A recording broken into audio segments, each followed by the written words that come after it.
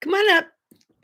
Oh, I know I'm live, but the dogs are just coming in to join me. Apparently, we have a whole slew of them. Good morning, Jonathan. Good morning, and welcome to Morning Coffee with Sandy on this fine Sunday morning.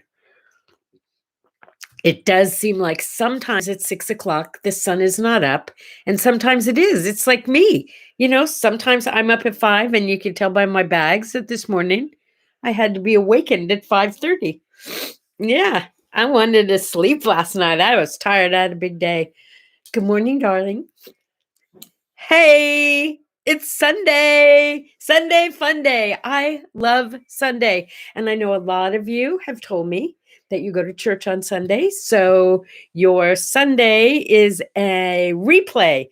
But don't worry about it because there's so much good stuff today. You're going to enjoy a very long breakfast or coffee or brunch with us anyway. So glad you're here, whatever time it is that you're here.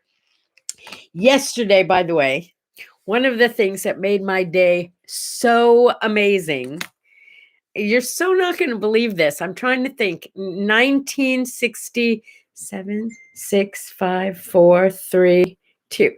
Like 1960, 1961, when I first moved to California. So that would be like 1960, right?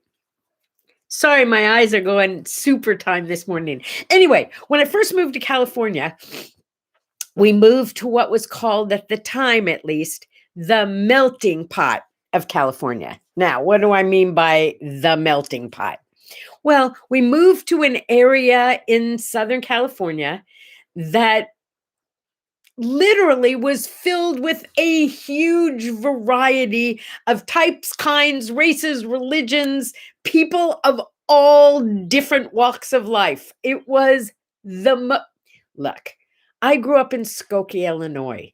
In Skokie, Illinois, you were white and you were Jewish. That's how it was back then. The kids who were not Jewish used to go to Hebrew school with us because they felt left out. Talk about reverse prejudice. Or at least that was my little world. That was all I knew.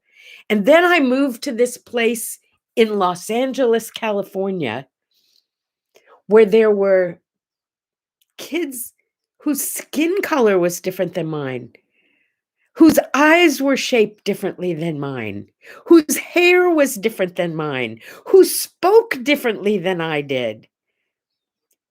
It was the most glorious, incredible experience of my life. And I was lucky enough to go to Audubon Jr. High School. John James Audubon Jr. High School. So here's what I did yesterday. Yesterday, I attended a Zoom reunion with literally dozens, not like 2 or 3, but it was like 4 or 5 or 6 dozen of the kids that I went to junior high school with. I'm going to be 72. No, maybe I am 72.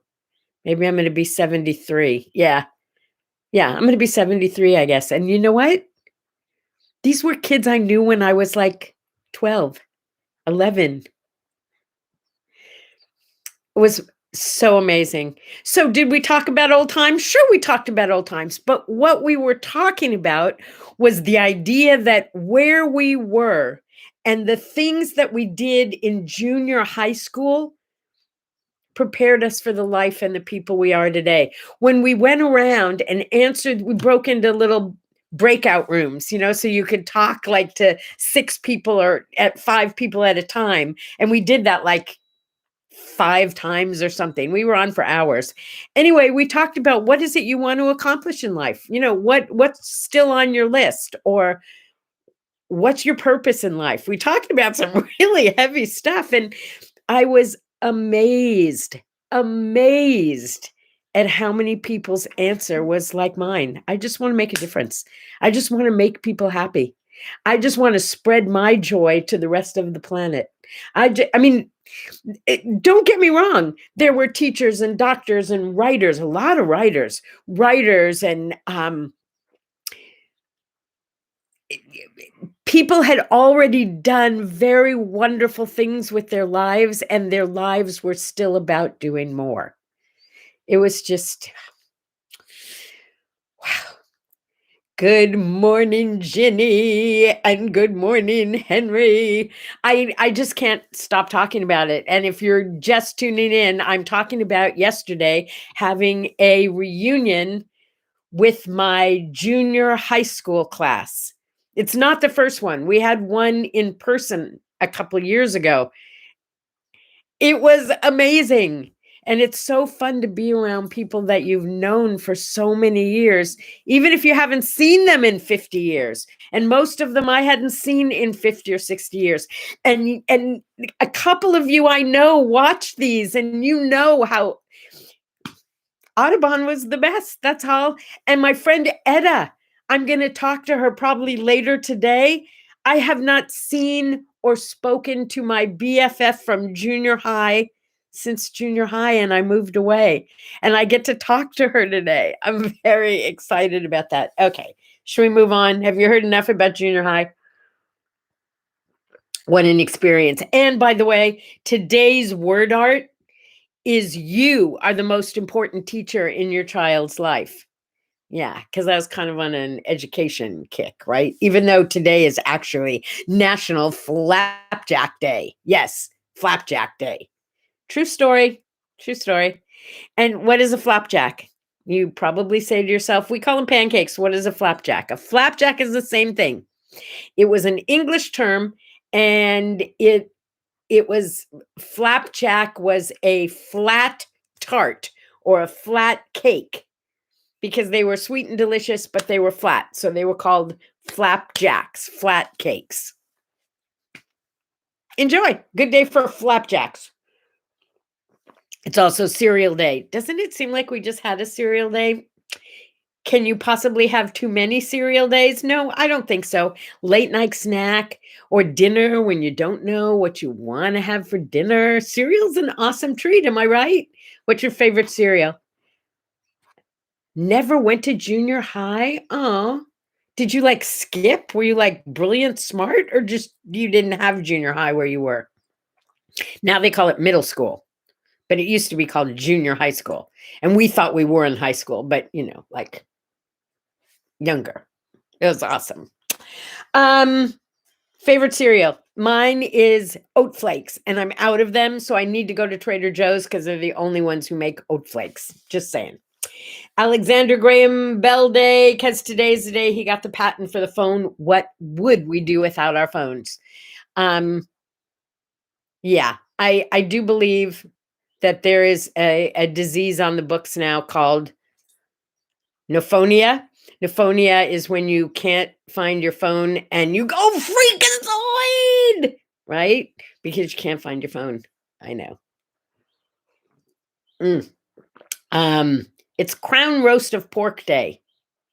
I don't think you wear it, though. I think you eat it. It's like when you take the pork chops and put them in a circle and put little crowns on them and make a roast out of it. I don't know.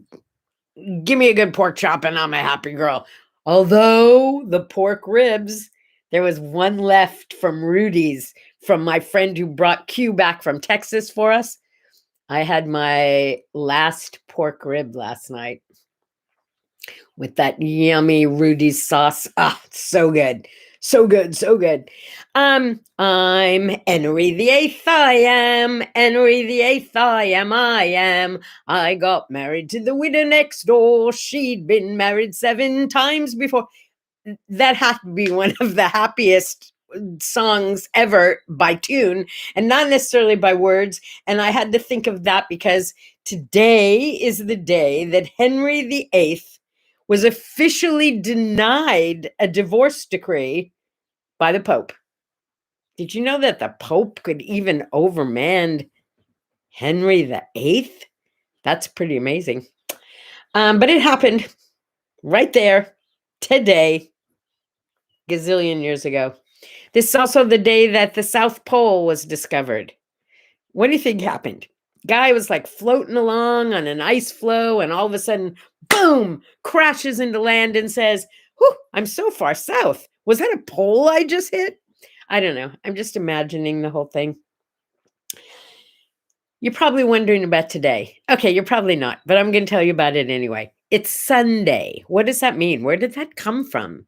Well, in the year 25, no, boy, I am in just the happiest mood today. In the year 321. Now, most of you weren't around then, so you probably don't remember this. So you're just going to have to go with that. I got the information for you. Okay. In the year 321, Roman Emperor Constantine I decreed that Dias Solas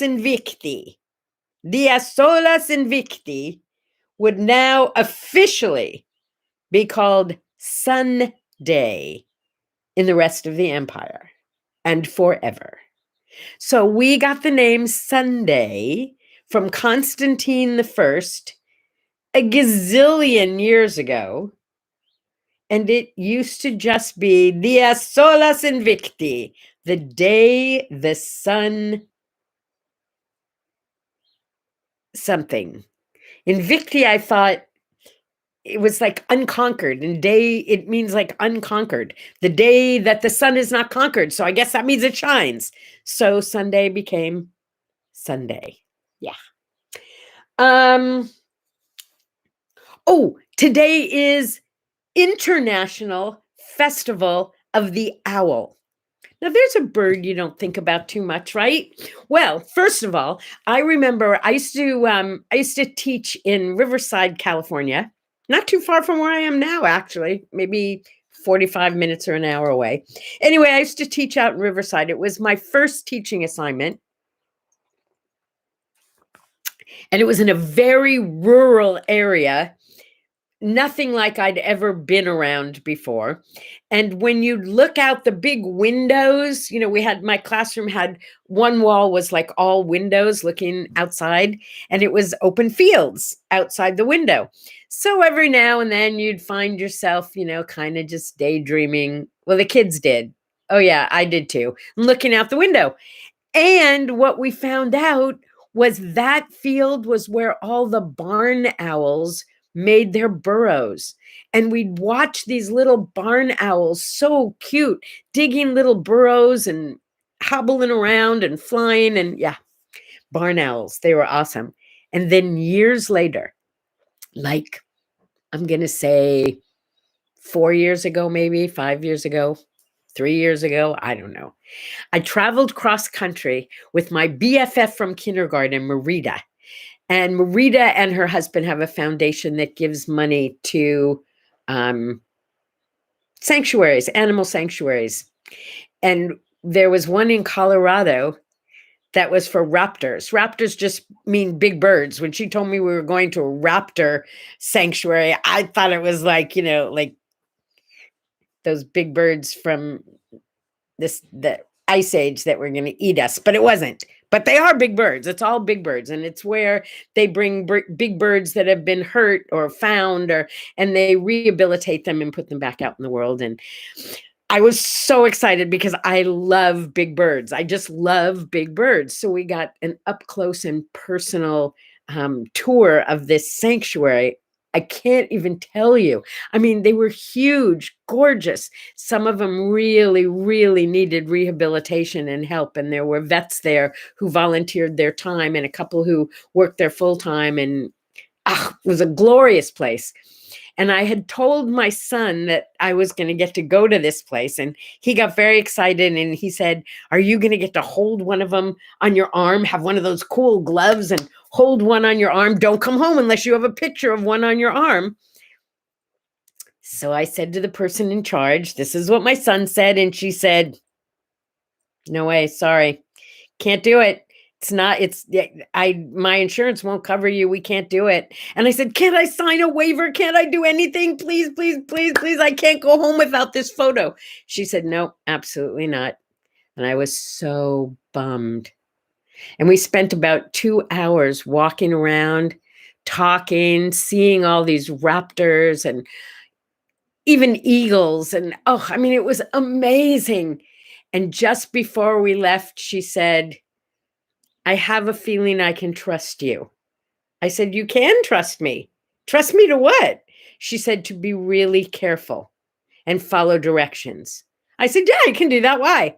And she brings out this giant leather glove and puts it on my arm, and then brings out this giant great horned owl who literally was about 3 times the size of my head, puts it on my arm.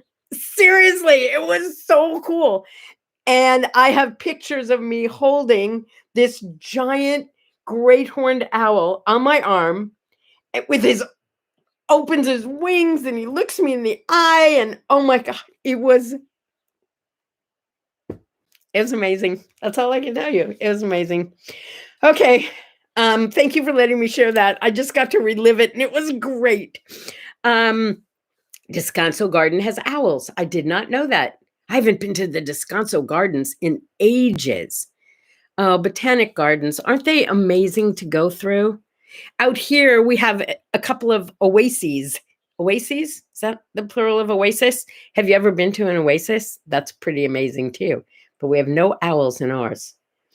1987, the Beastie Boys.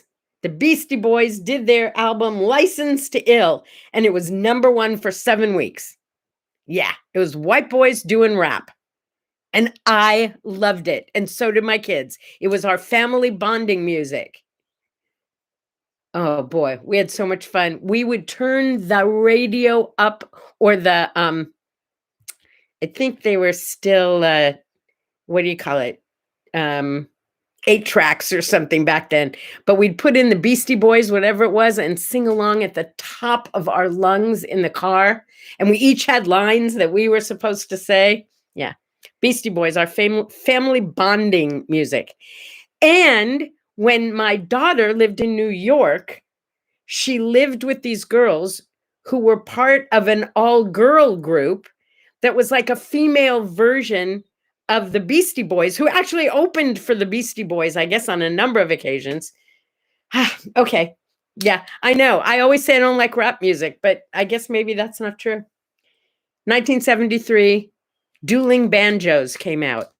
Do you remember that? It was like so amazing.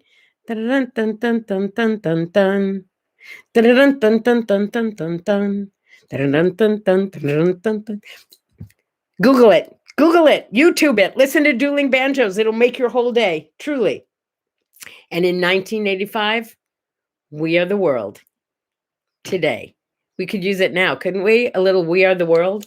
Let's see. What did I miss? Oh, you went to the desert garden in Palm Springs. Ginny, you could have visited me. I would have been here for you. Okay, next time. Don't anybody go to Palm Springs without checking with me first so we can get together, okay?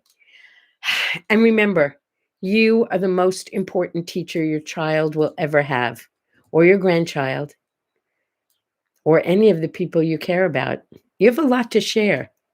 It's up to you to start sharing it. By the way, Ginny, I'm a member of the Living Desert, and I think that's what you're talking about. It is absolutely incredible. And if you're a member, then you can go early in the morning and go hiking out beyond the Living Desert. It's pretty cool out there.